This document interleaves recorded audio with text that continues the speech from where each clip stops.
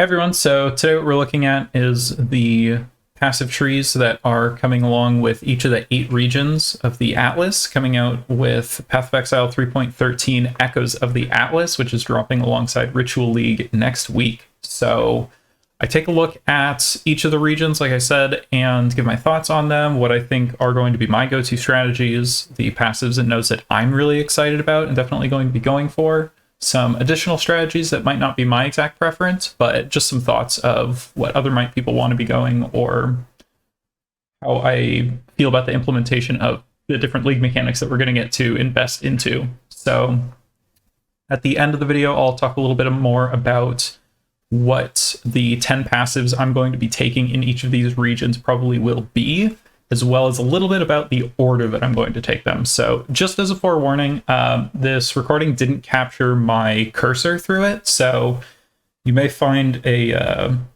little bit of confusion as I'm talking about this or that and the orders that I'm taking stuff, but I talk about the descriptors in a lot of the names through it, so I think it should carry through as well. But anyway, if you like the content, definitely throw a like, subscribe. I'm going to be adding a lot more content to this channel as the days go through. I'm also going to be streaming on Twitch at league launch as well as throughout the league. So if you want to check that out, you can go check the description down below, or you can just go to twitch.tv/KalanarTV, and I'd love to see you there. I'd also love to hear what you think. Do you agree? Do you disagree? What are you most excited for about these passive trees? And what do you think are going to be the mega juice strategies that people are going to be going for in each of the regions? So without further ado, let's jump right into it. So up first we have Hayward Hamlet, and with this we can see that we're going to be dealing with Syndicate, Beyond, and some Harvest, as well as a little bit of Essence in here too. So right at the top, it's hard to say because top is the bottom, right? So we'll start over with Syndicate. So first thing we're getting is areas having an additional chance to grant June missions on completion, and that is freaking huge for me. So I tend to go pretty hard on Syndicate, and having those stack up passively as I'm doing other stuff sounds like it's going to be awesome. So up here we are going into Bribery. So Mortal Syndicate members in areas are 200% more likely to offer bargains for items and can drop 2 additional items when bargained with. So this could be pretty huge early first week when you're trying to stack up a lot of veiled items to unlock all of your crafting options. I'm sure there's some other niche stuff with this. I typically don't deal too much with bargaining stuff. It might be nice for some scarabs, but I think that, at least for me, not too keen on. But this first node's going to be huge. So jump to the bottom, grant 10 intelligence for a random immortal. I probably will not grab that. But maybe there's a use for it. Maybe it's good. I tend to avoid anything unless it's the 2 rightmost safe houses, just because it's a pain in the ass when the other ones get locked. So I probably won't grab this, probably won't grab this, maybe for the first couple days. But this one's going to be awesome for me. So we'll swing down to Beyond next. So first we have Power Hungry, with rare monsters in areas spawning an additional Beyond portal, and unique bosses spawning an additional 5 Beyond portals. So that seems relatively massive. And then before I speculate on that too much, going down to Per Diamond, with rare Beyond demons in area have a 35% chance to drop an additional basic currency item. So that's interesting. I don't remember the exact list of what's considered a basic currency item as opposed to the higher tiers. So that's all rare Beyond demons though. So if you're juicing Beyond, that could be really interesting, especially comboed with this of getting more. Actually, because this is only rare Beyond demons, it's not rare and above, which means uniques wouldn't drop it, which kind of annoying. It's still good for sure. I'd just rather see it rare and unique. Interesting. So I typically don't super juice beyond maps when I'm just blasting maps. It's always nice to see, but I tend to prefer going for other stuff, especially through like sections and things. It's just extra juice. So probably super good. Jumping over to essences, corrupting imprisoned monsters. That's not really useful for me because I don't care, and it actually saves time if I'm doing it because then I don't have to break them out. Areas containing additional essence is sick though, because guaranteeing essences is really nice. And essences found in areas are a tier higher, which is also sick because that helps you helps you get more of the higher tier essences, which is dope. So that could be useful if you are specifically trying to farm those for profit or use. But I imagine people are just going to pick this up to sell. But let's see what Harvest has. So plants harvested in areas give the rarest of 2 chosen crafting options. I have a love-hate. This is the second tier, but fuck it. So I have a love-hate relationship with the rarest of 2 chosen crafting options because I was trying to do harvest crafting, and I don't remember what mod it was, but I was on a cast on crit character, and I kept trying to get the less rare of 2 options. It was like the middle tier, and so this actually fucked me over quite a bit. So I'm kind of annoyed at that, but I'm sure generally this will be a very useful node to have. So jumping back here, plus 5% flat chance to contain the Sacred Grove is nice. I don't know what these smaller nodes add. If they're the same as what we saw in the other areas, they were 2% each. So that would, if you took all 3 of these, you would have plus 11% chance to contain the Sacred Grove, which is a huge jump. Bex didn't confirm what exactly the percent was going to be by default. It's usually 10, so I'm kind of assuming 10. So doubling that and more up to 21% would be pretty nuts. And then harvest plots in areas of 100% increased chance to grow a tier 4 plant. So this definitely won't guarantee it since it's just 100% increased chance. So you'll come across them twice as often. I mean, it's good for sure. I always hate doubling, the joke of like multiplying something times 0 is still 0. That's what this feels like to me, but I'm sure it's good, especially if you're focusing dedicatedly towards that. So overall, decent. I really like this one. This is probably where I would go if I want to try and just hoard more June missions, especially here with Bribery early league, getting veiled items, or maybe later for scarabs could be nice. Beyond, this seems decent for each of these as just running through maps. Overall, this is just a nice, I'm going to go through maps region now, because this will give you June missions. This will give you more currency and more beyond, more pack size, just all around good. And getting more essences will be nice.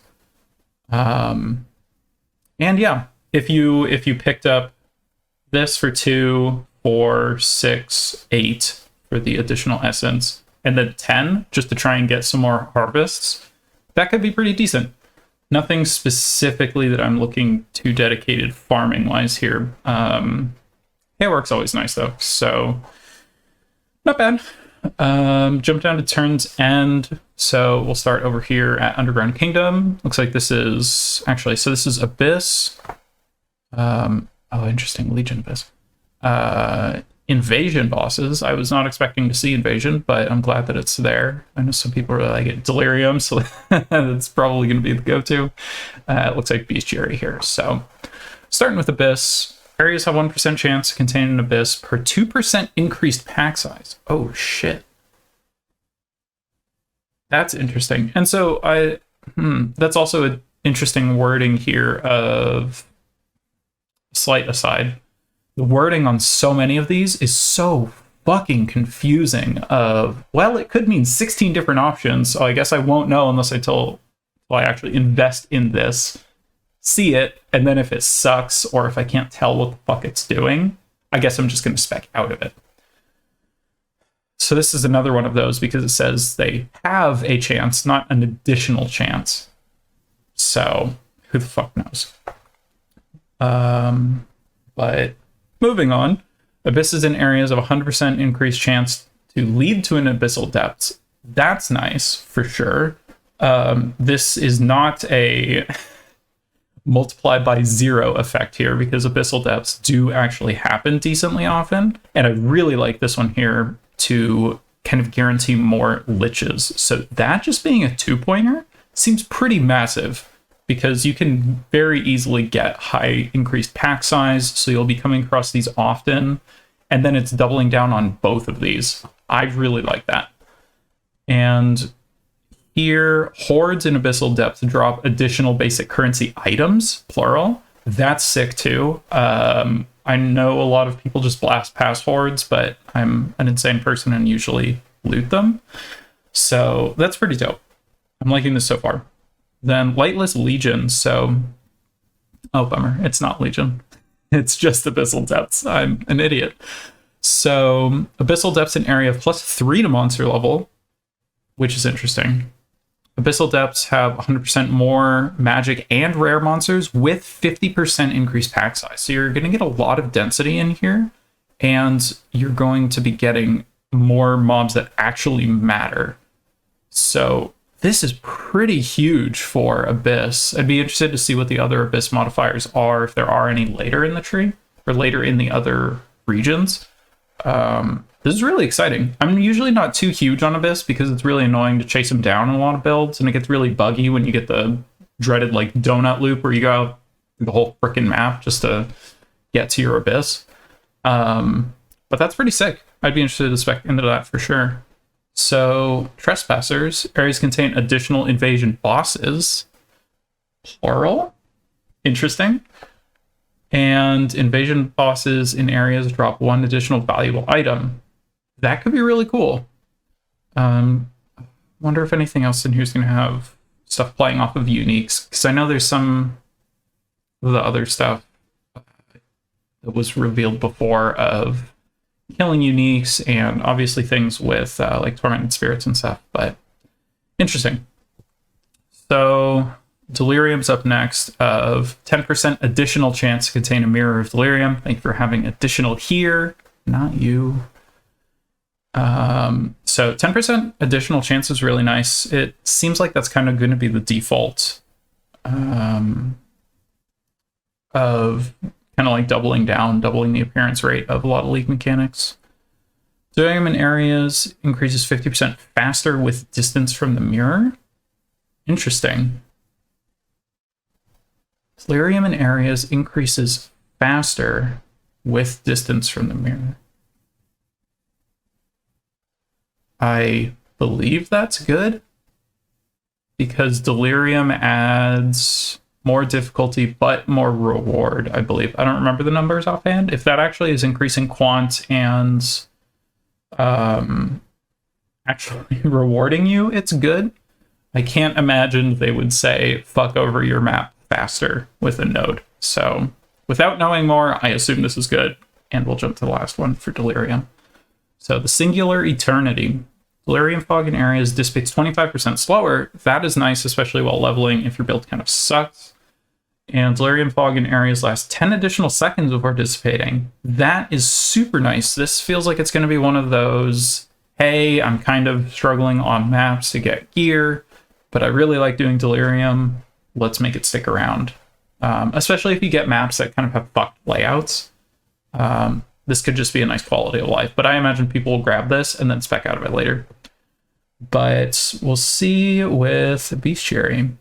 Red beast in areas have 15% chance to appear in pairs. That's sick. So you're 15% chance to basically double your amount of red beasts. Yellow beasts in areas have 30% chance to be replaced with red beasts. Holy shit. That's fucking cool, because if you get like 6 yellow beasts or whatever, then that's getting 3 red beasts, and then each of those red beasts have a 15% chance to be paired. So, damn, that's hella cool. And that's only a 2-point. So, the 4-point is Einhar missions in areas have 5% chance to replace all monsters with beasts. What the fuck? All... Hold on. All monsters? in the whole ass map with beasts. I mean, that sounds broken as fuck. But I don't know what else that could mean. I'm going to hope that that's amazing. Because I know that I don't know the specifics of what an actual beast is. I can't imagine that this is just talking about a monster type. It obviously won't necessarily be a yellow beast, but if everything in the map is a beast, I don't fucking know. I'll have to look into that later. That's super interesting. So Lex Proximus up next. Sorry for scrolling way too far here. Oh god. So this is one that we've already seen. We have Harvest, we have Breaches here, we have the super interesting Delve nodes, as well as the really busted sounding Tormented Spirits and Blast of the Harvest down here as well. So going through this again, I used to really like Breach, but now it's just kind of annoying to go through. And I honestly don't do too much with Breach Stones, so it is cool that Breach bosses can just drop a whole pure Breach Stone. The only one you really care about is Chayula, though, and you have to spawn a boss. That boss has a 5% chance, and then 1 out of every 100 times, it's going to be a pure, but that all has to line up on top of Chayula, so not necessarily my jam. It's good, it's interesting, but for this one, at least, I would way rather grab Harvest and Seance. The Delve stuff can kind of just get fucked on this one too, but going through the whole thing, harvest monsters in areas grant 200% increased experience, which is nice. Harvested plants in areas have a 50% chance to spawn an additional monster. This is one of the ones I was talking about before with the wording. I have no idea to verify what exactly that entails. So if it's harvested plants have a 50% chance to spawn an additional monster, does that monster give an additional craft? Does it give an additional type of craft? Or is it just a new monster that then also is giving increased experience? Because if it's still only giving 23 crafts, it looks like each crop is giving 23 crafts divided amongst 5 different types of crafts. Could this, if you procced it on every single thing, would this then give you 46 crafts? Or would it still give you 23? Who the fuck knows? So, could be really interesting. Could also just be experience, which is great, but who knows? Jumping through the breach ones, breaches in areas have increased area of effect and monster density, as well as increased experience. This is going to be super nice. Lex Proximus sounding like the EXP farming region so far because of these two. Because this should give you increased area of effect, which means you're going to get a larger volume of creatures. The creatures you do get in there have higher density, and they're also giving increased experience. So it's pretty dope here. These two I'm definitely liking. Breaches in areas of 100% increased chance to obtain a boss. Again, it's one of those multiply by 0. They definitely show up more often than liches do in abysses, which we were talking about previously. So they're still pretty uncommon. I wouldn't call them rare, but they're definitely more uncommon. The bosses drop double breach splinters, which is nice. And yeah, I guess if you're adding the 5% chance to drop a breach stone here with this node as well, it's a 10% chance, but it's still every 1 in 10. And even then, I'm really personally only looking for Chayula. The other ones are interesting, but I'd rather just buy a Chayula Breachstone and then run a Syndicate to turn it into a pure, I think. So, Rich Veins, you're getting a 10% chance to contain double Sulfite from your veins, which is cool. especially if you don't want to be in maps, or if you want to be in maps as little as possible to maximize delve. This will be super nice for you. And then with that, you're also just getting 20% increased sulfite as well, and that's before a doubling effect, I believe. So definitely going to be nice here. Then you have the two different forks. The first one giving you 200 additional, 350, or 500 additional sulfite when you complete the map, even if there's not a delve encounter at all there. Just straight up, any map you run in Lex Proxima, depending on the tier, is going to give you sulfite. It's going to be really nice for the people who are just slamming through here, trying to get experience, and trying to get sulfite. So the other fork we have is increased damage for sulfite veins and increased movement speed for the both of these for the found veins or chests found in areas.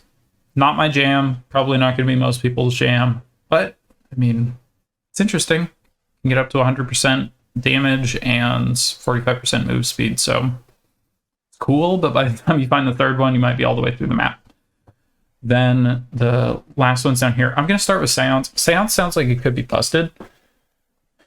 It's another one that's really hard to say. So it says up to 20 rare monsters in areas are possessed and their minions are touched. So I believe the numbers that we're looking at this are if a monster is tormented, if they are possessed rather, you're getting 1,850% increased quantity from that rare mob or from that unique mob. It's fucking huge. Then beyond that, you're getting 1,700% rarity, I believe. Then the number is something like 40% of those values are applied when a minion is touched. So if we say that each pack is going to be a rare monster and say 5 other monsters in that pack, you have 20 rare monsters, each with, upwards of 1,800% quantity, 1,700% rarity, and about 100 mobs over the course of the map that are getting 40% of that. That is a fat chunk of quantity and rarity through a large chunk of your map. Now, the problem is up to 20. How I think this is going to work is you can get, and this is based on literally nothing because all we have is this text here. Anywhere between 0 and 20 monsters are possessed. And this isn't conditional. This is on all of your maps. It's just like the sulfite. There's no conditional. It's not a percent chance. It's up to 20 rare monsters. So I feel like this is going to be a random number between 0 and 20, where that number of tormented spirits will appear affecting monsters in your map. If this is flat up always 20, obviously limit by the rares you have in the map. If you only have 15, you can't have 20. There's only 15 monsters. If it's always maximized, this is going to be wild. I don't think it will be. The other annoying thing, not annoying, what would be more broken, it's a better way to phrase this, is if this also affected unique monsters.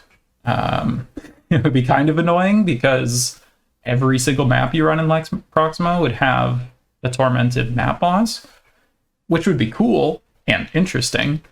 Maybe as a separate note in one of the other regions, but this sounds absolutely bonkers. Anyway, spending too much time in Lex Proxima, jumping on to the last two for Harvest here. Bumper Crop, double bonuses to item quantity and rarity. Solid, straightforward, like to see it. Sacred Grove in areas contains an additional harvest. This is such frustrating wording. So this sounds like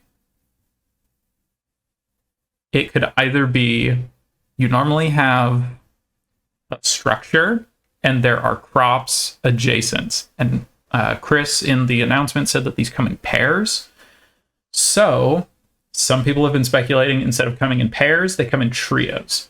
Other people have said, how there's a structure with 2 crops next to it? there's another structure with another pair of crops adjacent to it. Depends what you mean by harvest, depends what a lot of shit means. Maybe it's something entirely different. We don't know. This gives you something. It is a multiplier in some way. We don't know how good it is, because if it is an actual additional structure that contains 2 plots next to it, then that will be an actual gain in what you pull out of that map or your potential crafting options on top of other things.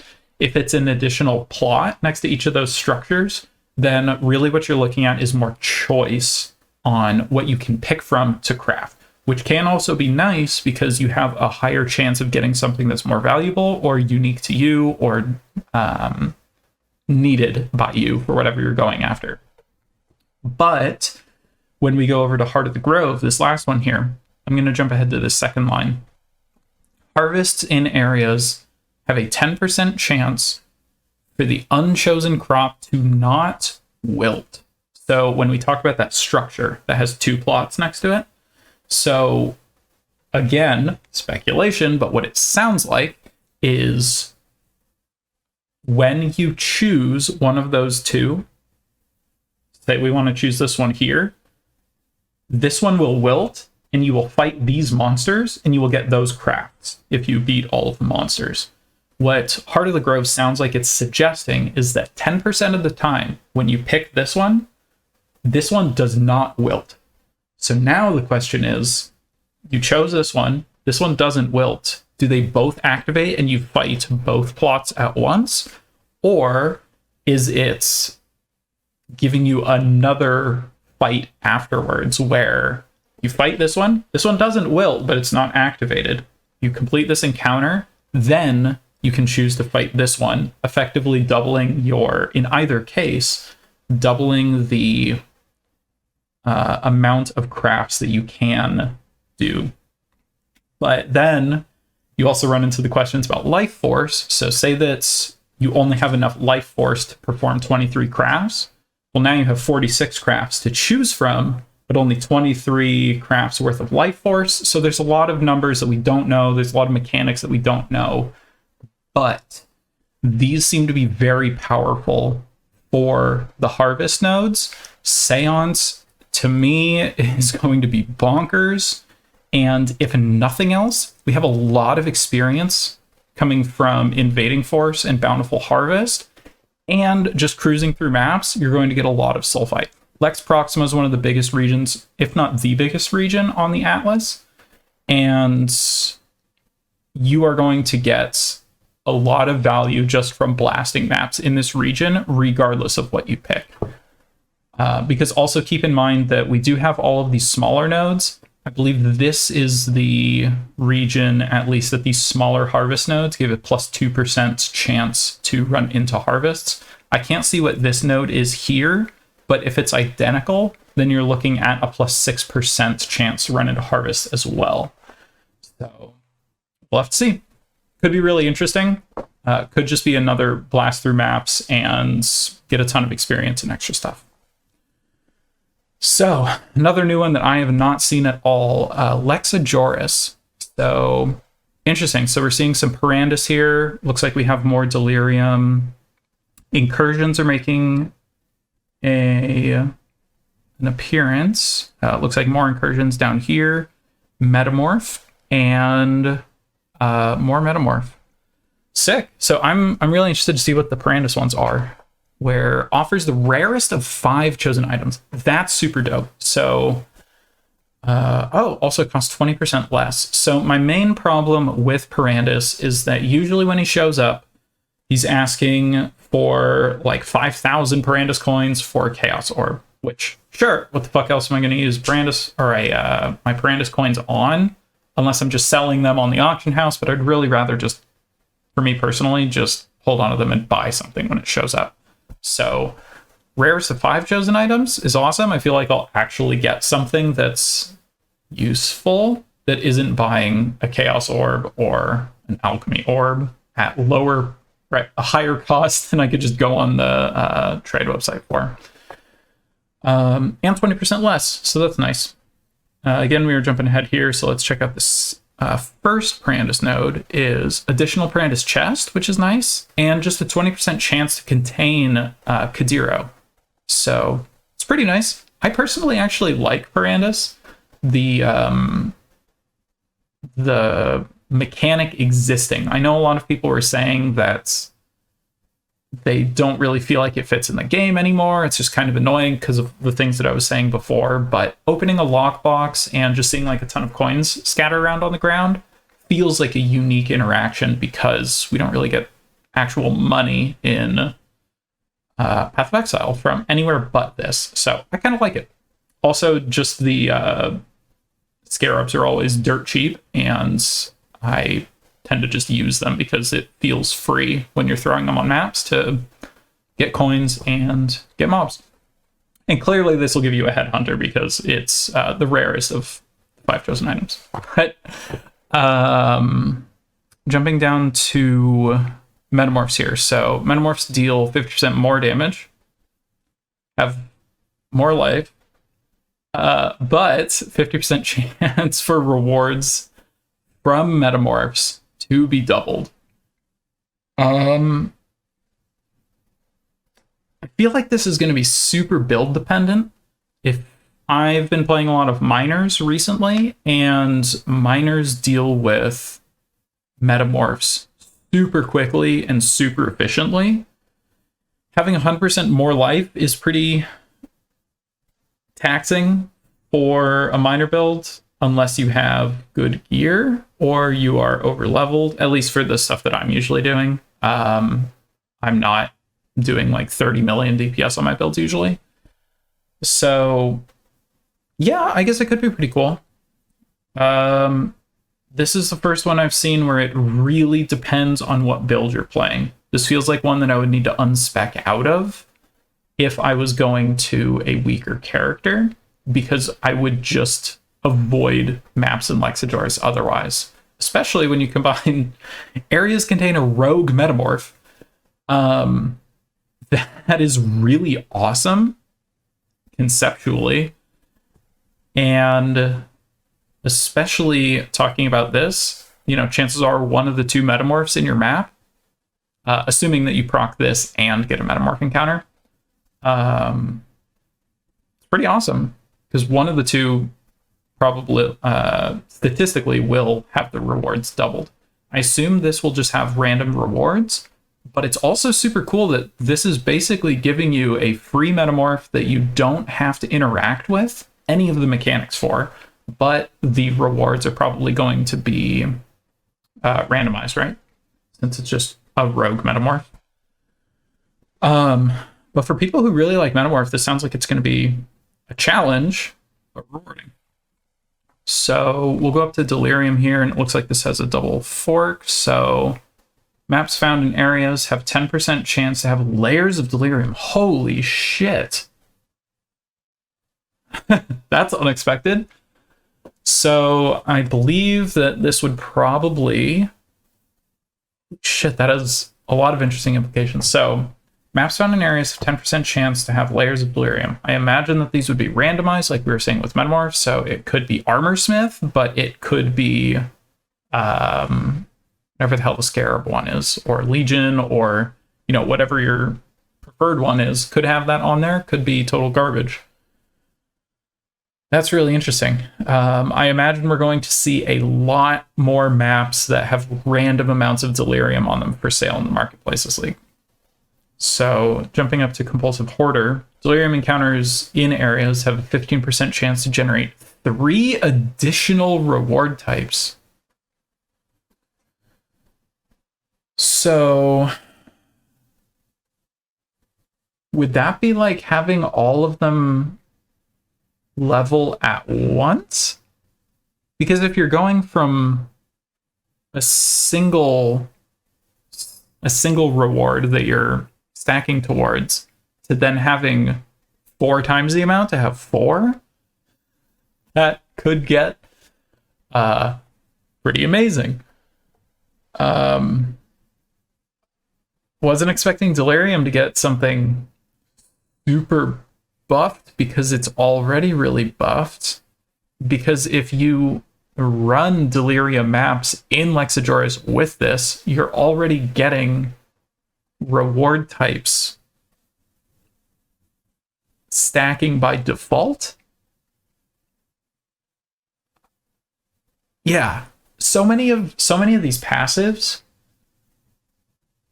feel like I'm interpreting them wrong because they sound way too freaking good to be true. But the more I read through this, there's a lot of stuff that just sounds really freaking OP.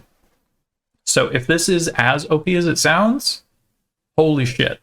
Even if it's not, it's still stacking more rewards out of Delirium, which is already stupidly rewarding. So either way, it's just more free shit for Delirium, I guess. So Persecutory? Persecutory? Let's go with Persecutory. Delusion. Delirium encounters in areas are 100% more likely to spawn unique bosses. So you're getting more Crosis and more, Omniphobia. Then you also have Delirium bosses in areas drop 100% increased splinters. I'm down for that. I actually really like running Simulacrum. And even if you don't, it's more money. Delirium bosses in areas of 100% increased chance to drop unique cluster. Holy shit. Okay, so Lexajoris is going to be the Delirium League in that region, and more so, because you are just going to be running Delirium maps. The maps you find, if you're running like T16 100% Delirium maps, they're going to have additional reward types 15% of the time. There's a 10% chance that the map returns that you're getting from there are going to have Delirium stacks on them already to then theoretically sell for more. And then you're also going to be getting double your splinters from it, and you're going to have a double your drop chance for the unique jewels that drop from there. What the fuck? This is probably the most broken, overpowered cluster I've seen, and it's on one of the most overpowered mechanics in PoE right now. I don't know what to think about that other than holy shit. So onto Incursion, everyone's favorite mechanic compared to Delirium. Contain a Vol Flesh Merchant? I have no idea what that is, but sure. Why not? Let's fight them. And time and again, Alva missions in areas grant 100% increased favor, 10% chance to grant additional Alva missions. So I'm hoping and assuming that this means that we'll have ways to farm all of the master mission types here.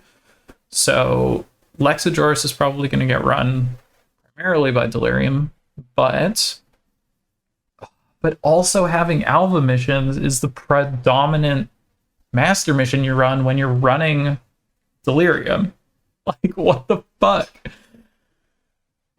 Sure, why not? Incursion Architects in areas drop one additional rare Incursion item. Time gain from killing is doubled for Incursions. Most people who are blasting through Delirium are not going to need this, and dropping one additional rare Incursion item probably isn't going to matter too much. So I would imagine if you're going Lexajoris, you're going to pick up all three of these for 6. You're going to pick up time and again for Alva missions. And I guess you would just want a rogue Metamorph, because if you're blasting through, it's free Metamorph on top of Delirium. So why wouldn't you? Holy shit, Lexajoris. So if we're ranking these, Lexajoris by and far seems S tier. So we're about halfway through these, and that already sounds super busted, so okay, we'll see. Glennick Cairns, we did see this one before. We have Legion, we have Incursion, we have some Heist, and we also have some Beyond. So Legion is one of my favorite Legion mechanics, so this was the first thing I saw and was super excited about. It's a little hard to get excited about this again, comparing it to, you know, the shit that Delirium's getting, but still some really good stuff here. Additional 10% chance to contain a Legion encounter, so this is bumping it up from 10, I believe, to 20. So once every 5 maps, you're going to be getting Legions, which is dope. Protracted battle, people are talking about already this being something that you take early on when your build kind of sucks, so that you can get through everything in the Legion, and then speccing out of it later. I'm not 100% sure I'll be doing that. I don't know what the cost is going to be, but I hate respecking stuff, so I'll probably skip this one. Then face-to-face is amazing because it's giving you 100% chance higher to include a general in your legions, but when legion encounters with a general appear, both sides are going to have generals. So this basically says you're 100% more likely to have generals on both sides. And legion generals in area drop 100% more timeless splinters. I also really like, depending on my build actually, either selling or running the timeless conflict, domain of timeless conflict. These really sell for a lot. It's a good source of currency when you're just blasting through legions. So Glennick Cairns also has, for the past few leagues, been home to some of my favorite maps as well. So I'm really looking forward to this because it's one of my favorite regions with my favorite mechanic. So definitely picking up these two. Then we go over to Beyond, which is slaying enemies close together, has a 3% chance. So all of your maps just have Beyond on them in Glennick Cairns, which is sick. Which I guess means you can have triple Beyond. Can you get quad Beyond now?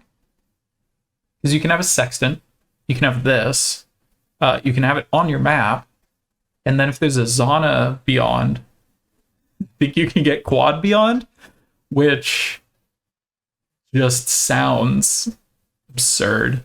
But there might be something there. I typically don't like try and triple Beyond my maps.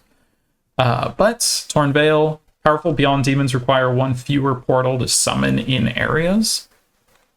So you're just going to be getting more actual demons spawning in your maps. And Beyond portals in areas of 100% increase emerging radius. So that frustrating thing when you kill a pack here and just outside of emerging radius you kill another pack, this basically doubles that radius, which is sick. So again, a lot more monsters coming out of Beyond in this, and everything is going to be getting Beyond in general. So this is going to be a popular one as well. Pretty much grabbing these 4 by default. Then Incursion monsters in areas are at least magic. Going back to Incursion here, you're going to be getting more... yeah, it's straightforward. You're getting more magic monsters, which is nice. Then killing... I remember reading these before, and these were a little bit confusing when I was reading these deliriously. So killing non-resident architects in areas have 50% chance to add an additional upgrade tier to the surviving architect's room. And we have contested development of killing resident architects in areas adds their upgrade tier to the surviving architect's room. So this is just going to be, if Temple is your jam, this region is going to be your jam. And fuck, like if you are one of the players that really likes Incursion, I can imagine it would be very difficult to give up either of these branches. This could probably be your 2-point pickup, because this is definitely a lot better than this, because this just flat gives you Beyond on your maps. But for Legion, you really want face-to-face, because this is a huge node. I mean, both of these are huge, but this is such an enabling thing for getting all of the Legion rewards. But if you're not into Incursions, let's see what Heist has of... Oh, sorry, this is not Heist at all. This is Strongbox's one. So areas contain an extra Strongbox, and strongboxes have a 10% chance to be openable a second time, which is really interesting. And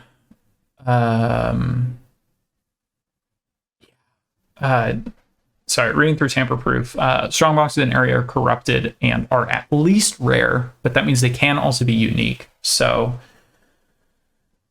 I believe the commentary was there's not a map type in Glennet Cairns that is going to be really, really profitable for monstrous treasure, which turns all of the monsters in the zone into strongbox monsters and just gives you a metric fuck ton of strongboxes, like 24,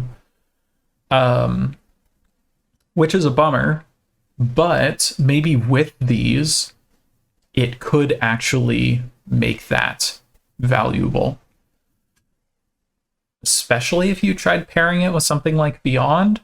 If the monsters from strongboxes interact with Beyond.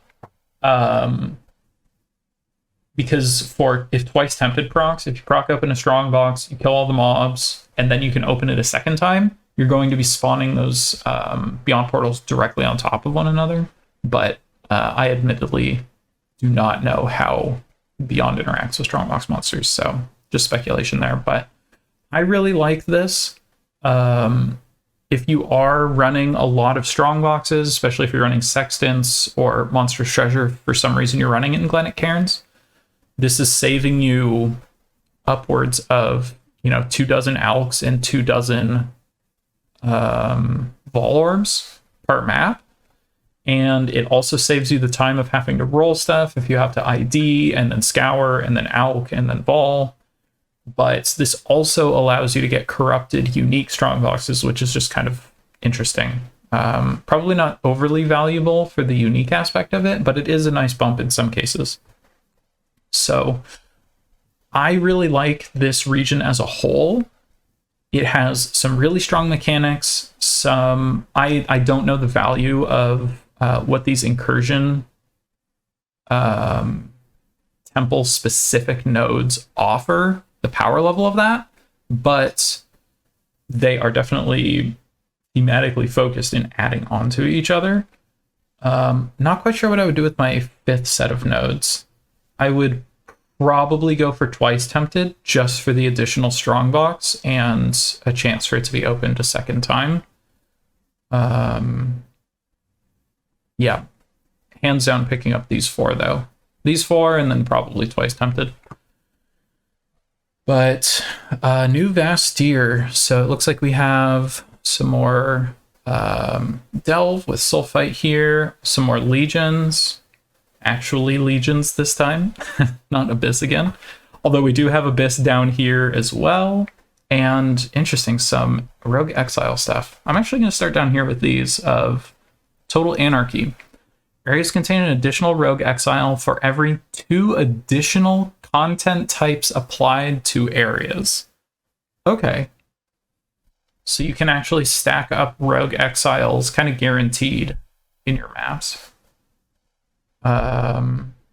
So if you're sextanting, so let's trying to math this out real quick. So if you have a Zonomod, 4 sextants, or not sextants, scarabs, but then if you also get a sextant, so you could kind of guarantee 3 Rogue Exiles per map, but kind of scaling upwards from there, depending on other content types. I guess you could get Nemesis monsters and Beyond on your maps as rolls, so you could probably guarantee 4, although getting both of those on every single one of your maps is unlikely. So I guess Delirium would be another one where you can guarantee it from a map relatively easily. So 3 or 4 guaranteed Rogue Exiles a map. And Rogue Trader down here says wild Rogue Exiles in areas have 15% chance to have rewards. Wild Rogue Exiles are Rogue Exiles that are spawned randomly within the area.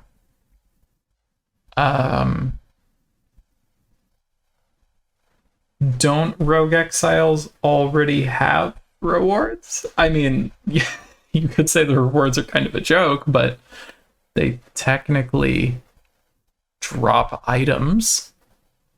I don't know what this means, but I am intrigued by it. So I guess we will see. Jumping up to legions. High value targets. Legions in areas contain 3 additional sergeants, and then legion sergeants in areas always have rewards. Okay. Interesting. Oh, I wonder if by rewards it means that the Wild Rogue Exiles would have like one of the reward symbols above their head and then drop things in vein with that, whether it's like splinters, div cards, currency, whenever you see shit, especially in Legion. Interesting. That would be kind of cool. And yes, jumping up to war supplies. Each legion in areas contains an additional warhorde. That is huge. And timeless splinters dropped by legion monsters in areas have a 1% chance to drop as emblems instead. That's fucking awesome. It's only 1%, so it's not going to be amazing, but splinters drop pretty frequently. So I would expect this to be more of an uncommon thing, but not super rare. But this also says timeless splinters have a chance to drop as emblems, plural. I wonder if that's actually saying if someone dropped a stack of like 5 splinters, if you would get 5 emblems. Because if you did, emblem prices are going to drop through the floor, which is nice if you're trying to farm a bunch of timeless jewels, because then it'll be real cheap to run Domain of Conflict.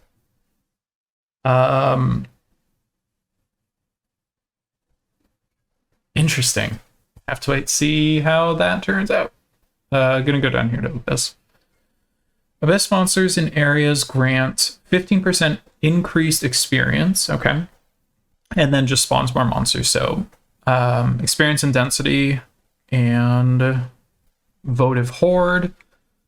Abyssal troves in areas have 10% chance to drop a rare item with an abyssal socket. +3 to level of abyssal troves in areas. Okay, so this is the actual chest that spawns at the end of the abyss. And abyssal troves in areas have 200% increased item quantity. That's pretty awesome. There's not a lot of ways to actually increase the item quantity of chests that are spawning, so I do like that. And abyssal troves, there was a bug in Heist that was kind of the inverse of this, where you could get abyssal or Stygian vices that were dropping with a white socket on them. So you would have Stygian vice that dropped with an abyssal socket as well as a white socket, or any socket. They could also be white. So it's just kind of funny there, but interesting. This also means that we will be getting weird base types that already have abyssal sockets on them. I don't know enough about the impact of that, but I know for a while getting abyssal sockets on random pieces of gear seemed very OP. I'm sure that it's more balanced now. I believe there was a way to do that in Harvest anyway. So, interesting. I like this overall. But I'm just going to quickly read through the Delve ones here and then give a review on all 3 of them.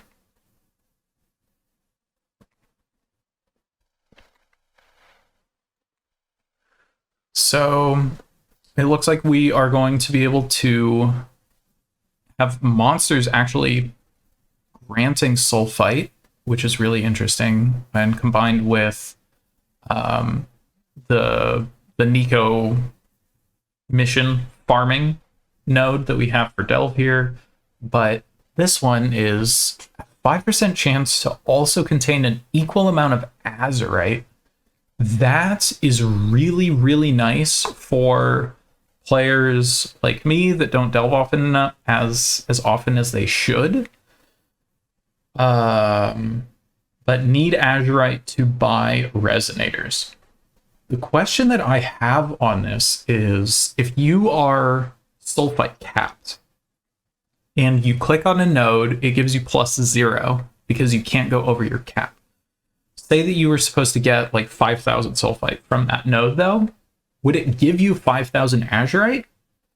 Because that's the amount of sulfite that it should have granted you? Or is this going to give you 0 because you gained 0 sulfite? Because if it's the second one and that wasn't accommodated for, a lot of people are going to be incredibly pissed off. I sincerely hope and imagine that they thought of that already, because that would actually be really nice and not feel like you're just wasting delve nodes if you don't feel like delving but you're sulfite capped. So this is going to be another big one for delving. It's really interesting though, they're guarded by sulfite hoarding monsters. Depending on how much this is granting, this could be huge for delvers. Because if you only had one map region to go on, I feel like you're going to care way more about this than you would from, I believe it was Lex Proxima. Yes, just granting like 500 sulfite. Granted, this does have stuff with, you know, doubling right here, where it's increased and a chance to double, but this is just guaranteed where they are guarded. So if this value is high enough, this is going to be the new go-to for every delver, which means that the maps in New Vastir might bump up in price accordingly. You also do have Legion spawning here, and if for some reason Abyssal Trove spawning Abyssal sockets on good base types is profitable, again, I have no idea. This could be like a highly contested region for actually buying maps in, or selling if you don't care about any of that shit. But interesting, pretty diverse tree on that one. So Valdo's Rest, and we have Valdo and Lyra left. So fuck yes. I was not sure if we were going to see Blight on the Atlas, but Blight's one of my favorite mechanics, and I'm super excited to see it here. And it looks like Blight is paired with Metamorph. We have something for Syndicate, more Metamorph, Harbinger. Okay, also wasn't sure if we were going to see Harbinger, and more Syndicate. So what do we have for Blight? 10% chance, so should bump it up from 10% to 20%, I believe. And Blight bosses in areas drop an additional anointed jewelry item, so that could be amulets or rings. And it doesn't list a rarity here, so it could be garbage, it could be amazing. Let's see, but Blight encounters contain up to 2 additional Blight bosses. So this is one of those things where I don't know if up to means that it can't spawn more than a certain amount because it reaches a cap. So maybe if your Blight already would have spawned like 5 bosses or some wild thing, you can't benefit from this and it would be 0. I also don't know if this always is guaranteed to proc at least once. So if it is either 1 or 2 additional Blight bosses, or if it's 0 to 2, but I have a feeling it's 0 to 2 additional Blight bosses. Either way, I really like this. I really like Blight. I like fighting all of the different bosses, and I make a point to actually go play through Blight whenever I see it. I also really like Blighted maps. And then from this, we have Mass Mycelium. So Blight encounters in areas are more likely to contain multiple lanes, which is good because then you're getting more rewards, and because it's just more Blight mechanic for me to have fun with. But lanes of Blight encounters in areas have a 50% chance for an additional reward chest. That's also huge because it's a 50% chance, and it's each of the lanes. So you are going to be getting, statistically, 50% more Blight chests from this node alone. That is awesome. To me, this is a guaranteed take, unless these nodes are crazy good, because I love Blight. So this is Immortal Syndicate, so we'll jump to these two real quick. Immortal Syndicate members in areas grant 3 intelligence for the current encounter's safe house if not interrogated. Interesting. Okay, so just passive gain of intelligence. Again, if I'm not a syndicate master by any means, but I have enough knowledge to go on, and as far as I know, you do not want to be stacking or gaining intelligence on fortification and transportation, because you don't want those safe houses to be proccing. Because if those are proccing safe houses, they will get locked until the intelligence reward, or until the intelligence level drops back down, which means that you're getting less chances to interact with the members that you do care about in research and not ambush. Whatever the hell the one where they ambush you. So I don't really like this one, but this could be good for if you're not doing the 2 members in each of the right 2 houses. Not for me, though. Immortal Syndicate members executed in areas have a 100% chance to gain an additional rank. That is fucking huge. I very much do like that one. So I will be picking up this and these 4 so far. So what do we have for Harbinger? Areas contain an extra Harbinger. Nice. Free mobs, free currency. Up to 1 Harbinger in areas is joined by reinforcements. I don't know what that means, but it's more mobs, which sounds good. Not as important as this shit to me, though. And Metamorph. So we have Intrinsic Darkness, 10% chance to contain a Metamorph encounter. We have Repeated Experiment. You can assemble an additional Metamorph in areas after the first is dead. That's interesting. So I wonder if that means that you can reuse the same organs that you used for the first Metamorph, or if you have to basically use the leftovers. Because if you have to use the leftovers, it's still going to be additional rewards, but it's going to feel kind of bad unless you're using the Metamorph Scarabs, which just give you dope rewards on fucking every selection, because then that could be really useful because you're getting double juice out of your Metamorph Scarabs. But with high yield, we have Metamorph bosses, which drop an itemized sample, drop an additional itemized sample, and that is just guaranteed, which is really fucking nice. Metamorph VAT meters in areas require 50% less power to fill. Holy shit. Okay.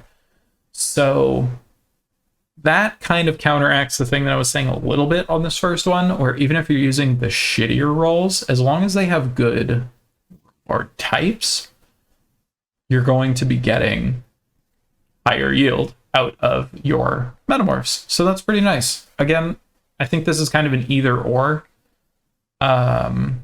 If you like Metamorph or if you like Blight. I don't really see too much. Well, I'd probably rather have an extra Harbinger than an extra Metamorph, or an extra chance at Metamorph. Harbingers are kind of fucking annoying to kill because you have to wait around for them. Not sure. I'd pick up Test of Loyalty, and I'd pick up the entire Blight tree, I think. And yeah, just call it there. So last up on the list, we have, God, this is a fucking long video. We have Lyra Arthane. So here we have, this should have Bestiary, right? Yeah. So we have Blight, we have Breach, we have Bestiary, and Heist is what we have here as well. So we'll start out with Heist. 10% chance to contain a smuggler's cache, which is nice. Smuggler's caches with the new Heist implementation are going to give you the next line of your quest contracts. And caches always have a chunk of markers that they drop as well on top of all the items that they give. So this will be nice to come across. It'll give you a nice chunk if you want to be doing all of the absurd broken ass mechanics that Heist offers. Then Inside Job gives us blueprints that drop in areas have 10% chance to be fully revealed, which is interesting. And Smuggler's Caches in areas of 100% chance to drop blueprints. Okay, so this will definitely be feeding some of that Heist addiction if you have it. And chance to be fully revealed is nice, because it allows you to see everything that's already there, where it is, and you can just pop it in and go. But if you are one of the super juicers that is duplicating heists with the implementation for this league, even if you had something that was fully revealed, once you duplicate, and duplicating with legit means with like fractured fossils and stuff, it will no longer be fully revealed. So it's just kind of like a drop and pop type of thing, where if it's good, you run it. If it's not, sell it. Or maybe you just want to run it anyway and you don't give a shit if it's bad. But we'll jump up to Blight here, where maps found in areas have a 10% chance to contain an additional Blight encounter. Dope, I'm all for it. Blight chests in areas of 100% more chance to contain blighted maps. That's really nice. And blighted maps found in areas are anointed. That's interesting as well. And that does save you some oils, especially if you're getting some stuff that already has crimsons anointed or already has golden oil, I believe, anointed. Because that will give you the higher tier of the mods that are already good. I don't remember what golden oil actually grants. I know that Crimson is the upgraded version of Teal, which is lucky chest and pack size, I believe. I felt like golden oil was the third in that line, but I could be totally smoked. But either way, it's pretty good because it gives you, if nothing else, more blighted maps. Then, actually, could this fuck you over? I don't remember if you can change the anoint on something, like if you can just overwrite it. If you can overwrite it, then yeah, this is just straight up win. If it's not, then that might kind of fuck up your maps. But jumping over to Breach, 10% chance to contain breaches, straightforward. Flash Breach is spawn 10 additional rare monsters, but they open and close twice as fast. It's going to be nice for the people who don't like waiting around, and they spawn extra monsters. So kind of seems like a win.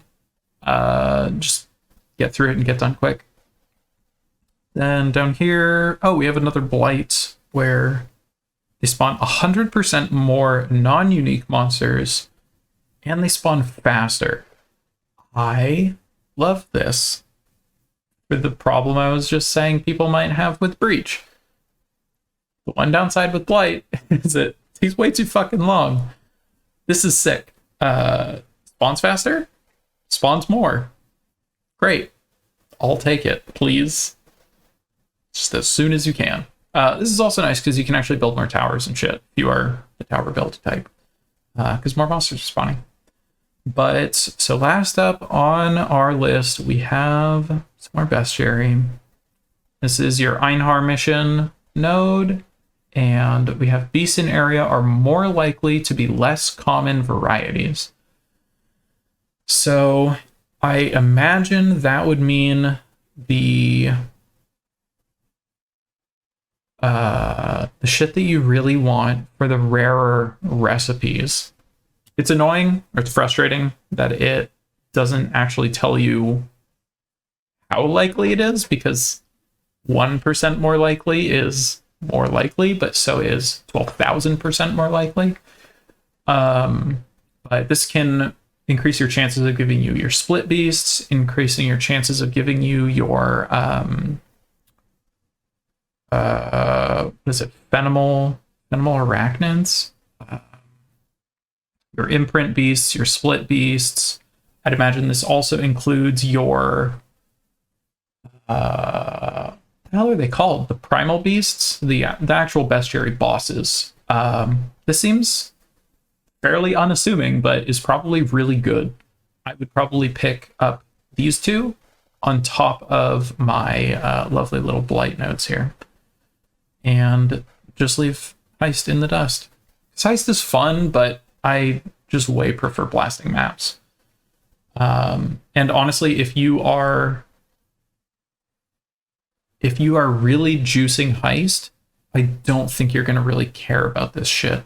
Maybe this node just to get markers, but I feel like your content cycle is going to be farming heists with fractured fossils and using the returns you get to buy markers to fund more heists. Not, I'm going to go dig through to get 1 out of 10 maps to have a smuggler's cache to give me a inner amount of markers.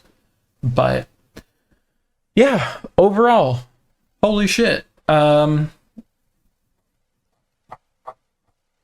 There's going to be an entire initiative to, now that we know what all of these passives are, and I'm a bit late to this. This was posted at, what, probably this afternoon. Yeah, this was posted about 11 hours ago. So I'm sure by this point, people like Grimro, MP, all the good old veterans have already cross-referenced what maps are available in each of the regions, what layouts are going to be beneficial for all of these, and are in the process of crowdsourcing which of these nodes are actually going to be the best to take. But like I've been complaining about through this whole, hour and a half long video, is we don't know what all of this shit means. We don't know if Seance is going to give us 3 rare monsters are possessed, or what the rates are, if it's equally weighted, if it's random, if it's always up to your maximum, capped at 20 rare monsters and their packs. We don't even know what additional harvest actually means, because if you go and listen to the wording that Chris used in the original announcement, he calls each of the crops harvests. So there's a lot of shit that's still up in the air that we need an entire new FAQ on just for this, and I don't think we're going to get it. If we are, maybe we'll get some things on patch notes. I highly doubt it. So I think we are kind of left to our own devices of saying, this is probably what this node will do, and if it does, it will have this value. If it doesn't, fuck it entirely. But God, this Delirium. So let's talk about highlights here real quick. Highlights for me, this is just, Hayward Hamlet's just going to be blasting through stuff. It's going to give you June missions. It's going to give you more Beyond portals for currency. It's going to give you some harvest stuff, and it's going to give you some extra essences. Turn's End is going to be... what was this guy? Oh, right, yeah. So Delirium and Abyss are probably the picks here for me. The invasion stuff's interesting, but not my jam. Lex Proxima is going to be all about getting a shitload of experience and a shitload of harvests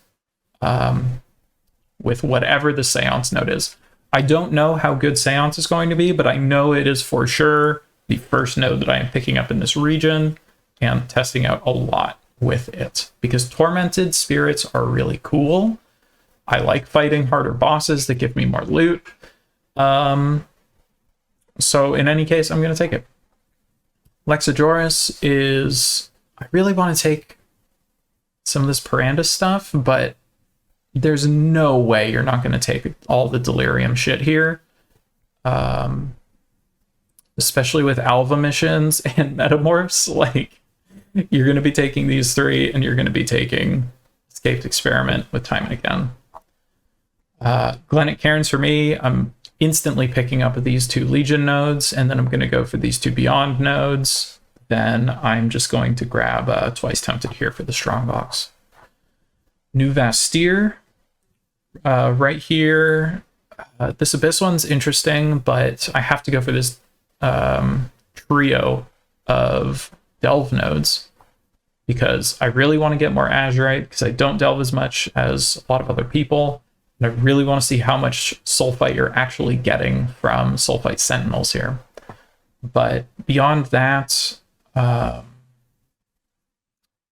going to be rough. I think I might actually just pick up these two to get the Azurite. Like I said, I don't delve as much as other people. This is probably going to be a hot node for a lot of people, but I think I'd rather pick up these two nodes and get all three of the Legion nodes here because I really like Legion. This is super fascinating to me, though, for the Rogue Exile stuff. I'm really interested to see what people are going to come up with for what these actually do and the implications it has. Fuck the Abyss one on this. It's not. I like Abyss, not that much. But here we have Blight, so, I'm going to pick up the Blight, and I'm going to pick up a Test of Loyalty just to churn through more Syndicate missions, and yeah, I'll probably pick up Intrinsic Darkness just to do more Metamorphs. Probably playing a Miner for my first build, and Metamorphs are fun, especially when you actually have single target damage, so probably picking up this guy as my fifth. Clear Arthane is the one we just went over, so picking up these two for Blight, picking up the third Blight here, and then picking up these two Bestiary nodes for sure. Oh shit, I totally missed a node. I'm glad that I came back down here. Mighty Hunter. 100% increased cooldown rate. I don't think that matters. Deals 1,000% more damage to unique monsters. I don't care. And he remains in areas after his mission. Great. I did not need to read this node because I do not care about it. So, exactly what I said before. Pick up the two Blight, pick up the third Blight, pick up the two consequential Bestiary nodes, and not Mighty Hunter. So, fuck. This league is going to be massive. And this is just in the game. This is just Echoes of the Atlas. It's not even Ritual. So I'm really interested to see what will happen with these passive trees over time. I think it's pretty certain that they will be tweaking and changing these things over time. It's going to be real nutty when they swap maps between different regions now or shuffle things up now because it will change the meta for mapping a lot. I hope that this ends up giving some value to map layouts that people might like but don't run as often because they don't feel as valuable, so it just feels bad. I don't imagine that'll happen too much, but I'm sure it'll happen a bit. I know for me, I had originally said that I'm curious what will get boosted the most. Looking looking at you, Delirium. Holy shit, I didn't think it could get better, and somehow it did.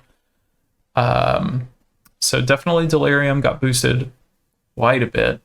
Blight got boosted for me quite a bit. Legion got boosted quite a bit. Breach, I don't feel is too impactful, but I kind of ignore Breach, so maybe I'm off the mark there. Delve is going to be really interesting because of those Sulfite Sentinels on one of the later regions that we looked at. Holy shit, Tormented Spirits. Tormented Spirits goes from like rank F to rank S if this is as busted as it sounds, and it's hard to say what Harvest's implementation is going to be. We don't even know how much it's appearing. Let alone a lot of the other details in it, but there's a lot of potential here with like bumper crop. and things not wilting, depending on how life force works. Could be really nutty, but that's going to be it. I cannot wait for this league. I'm, like I said, probably starting Toxic Rain Mines and just going super defensive so that I can actually get these passive trees fully filled out by working on all of the Maven fight stuff. So it'll be fun. We're going to be streaming through this league quite a bit, and I don't have a schedule quite set up yet, but go ahead and check down below. I'll have my Twitch included, and yeah, come check me out, see some Toxic Rain Mines, and you can watch me actually play Legion, Blight, and all of the other shit that I've been excited about. So thanks for tuning in, and catch you in the next one.